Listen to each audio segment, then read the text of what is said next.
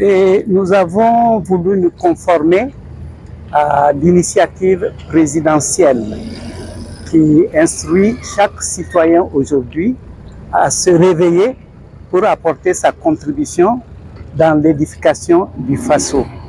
Et puis nous nous sommes dit que c'est une initiative essentielle parce que si tous les fils du pays, comme on le dit souvent, par leurs mains assemblées, venaient fermer les trous de la jarre percée, il n'y aurait plus d'écoulement d'eau.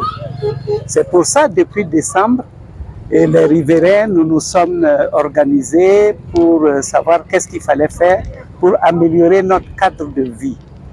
Alors nous nous sommes dit, il y a quelque chose d'essentiel, c'est déjà de bitumer nos voies. Nous avons trouvé les moyens donc, de financer ce projet qui s'élève à plus de 12 500 000. Voilà, et nous en sommes très fiers et il est important que nous nous mobilisions nous-mêmes pour apporter une contribution essentielle dans notre cadre de vie. C'est là où nous vivons, nous devons améliorer notre cadre de vie. Avec ce que nous avons fait, on aura moins de poussière, il y aura moins de boue, moins de flaques d'eau, moins de moustiques, moins de dengue et moins de palud, Inch'Allah. Notre projet concerne la réhabilitation des voies dégradées de notre secteur. Et les trois principales voies que nous avons identifiées qui sont vraiment en état de dégradation avancée. Et donc nous avons décidé de contribuer à réhabiliter ces voies-là en bouchant les nids de poules qui y sont, en tout cas on y trouve. Le secteur 55, surtout la zone de Salitas, la zone où se trouve Salitas. Et il y a une première voie qui entre par la station Oryx. Et après la station Oryx, il y a une station Shell, c'est la deuxième voie. Et la troisième voie passe à côté de Salitas. Cette action-là vise en fait, c'est l'amélioration de notre cadre de vie, surtout que ces voies-là en temps de pluie constituent vraiment des dangers. On a beaucoup d'accidents dans ces zones-là. Et la population, en tout cas, s'est engagée à mettre la main à la pâte pour améliorer ces voies.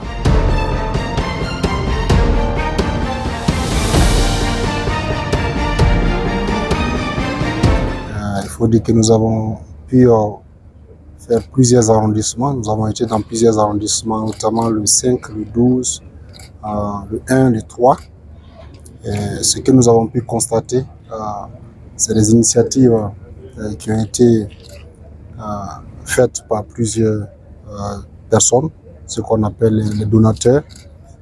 Nous avons pu voir des voies qui ont été reprofilées, des voies bitumées, des actions de salubrité et plus d'autres.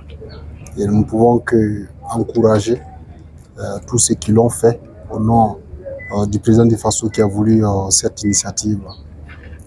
Parce que nous sommes convaincus que c'est à travers de telles initiatives que nous allons relancer la machine du développement communautaire. Le message, c'est d'abord les inviter à s'engager.